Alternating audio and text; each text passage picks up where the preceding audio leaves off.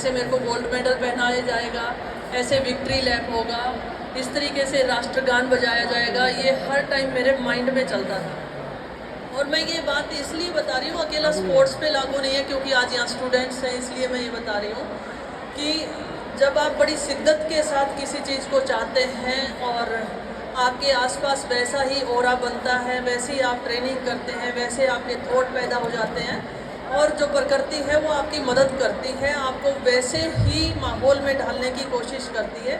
तो आप सबसे ये कहना चाहती हूँ, आप हमें खुशी होगी और हमारे जितने भी यंगस्टर जो एथलीट हैं, जिन्होंने इस देश के लिए बहुत सारे मेडल जीते, इस देश के तिरंगे का मान रखा, राष्ट्रगान बजवाया, वो शुभकामनाएं आप सबको मैं देती हूँ। और मुझे खुशी इस बात की भी है, मैं अभी विजय जी से बात कर रही थी कि अब जो एथलीट हैं उनका जो रुझान है वो क्रिकेट को छोड़कर दूसरे खेलों की तरफ भी आने लगा है। और आज इस मंच पे जब मैं बोल रही हूँ तो जब क्रीड़ा परिषद की चेयरमैन थी, उसके बाद शायद इस प्रांगण में आज मैं बोलने का मौका मिला। और मुझे याद है यहाँ पर हमने राजीव गांधी ग्रामीण ओलंपिक और शहरी ओलंपिक का समापन और किया था। उस समय हमारे मुख्यमंत्री अशोक गहलोत जी हमारे बीच में थे और हमारा एक मकसद था उन खेलों को कराने का कि राजस्थान में खेलों का माहौल बने और हर घर तक खेल पहुँचे। और उसमें हमने कोई भी बाध्यता नहीं रखी थी कि एज ग्रुप नहीं होना चाहिए उसमें। इसका कारण ये था कि पेरेंट्स भी उसमें शामिल हों और उन्हें पता होना चाहिए कि खेल क्या होते हैं। और उसका काफ़ी बदलाव हमने देखा और पिछले दिनों हमने देखा इंटरनेशनल स्तर पर ग्रामीण खेलों में खेलने वाली वो लड़कियां जो कबड्डी में खेली थी और अंतर्राष्ट्रीय स्तर पर मेडल भी जीत कर लेकर आई।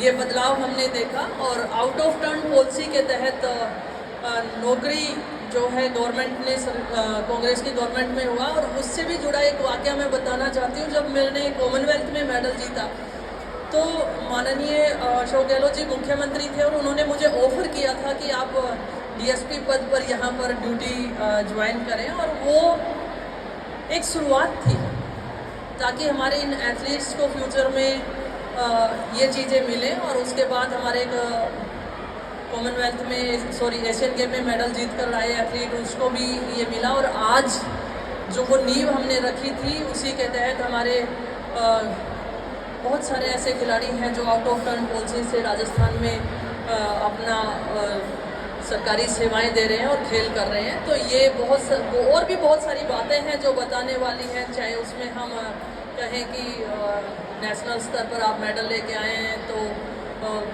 नौकरी के साथ साथ आपको थोड़ा सा एक टोकन मनी में कहूँ, एक ऐसे एथलीट के लिए बहुत बड़ी बात हो जाती है जहाँ पर वो अपने खेलों को उभार सके। ये सारी गवर्नमेंट की काफ़ी सारी फैसिलिटीज़ हमने दी, एकेडमियाँ हमने दी। तो आप सबसे यही कहना चाहूँगी, पेरेंट्स काफ़ी बैठे हैं, अपने बच्चों को स्पोर्ट्स से जोड़िए। और जो स्पोर्ट्स है, जो खेल है, वो ज़िंदगी जीना सिखाता है। आज के माहौल में विशेष तौर पर जब हर बच्चे के हाथ में मोबाइल है और कहीं ना कहीं सोसाइटी का दबाव है उसे अच्छा बनने के लिए, डॉक्टर, इंजीनियर, वो पता नहीं कितने तरीके का दबाव वो झेल रहा है। और ऐसे में वो देखा है कि हमने सुसाइड केस बहुत ज़्यादा बढ़ रहे हैं स्टूडेंट की तरफ से। अगर वो खेल ग्राउंड में पहुंचता है, और खेलों की शुरुआत ही हारने से होती है, कभी भी जीतने से नहीं होती है। और वो उसी पल अगली बार जीतने के लिए फिर से कोशिश करता है। तो बार बार कोशिश करना कुछ सिखाता है, तो वो स्पोर्ट्स है।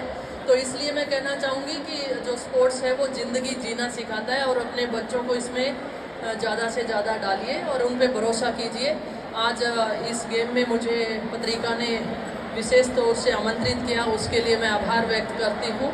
और क्योंकि मैं एथलीट थी तो आप सब लोगों ने भी मेरे को बड़ा प्रोत्साहित किया था, विशेषकर पत्रिका ने भी मेरी बड़ी न्यूज़ें दी थी।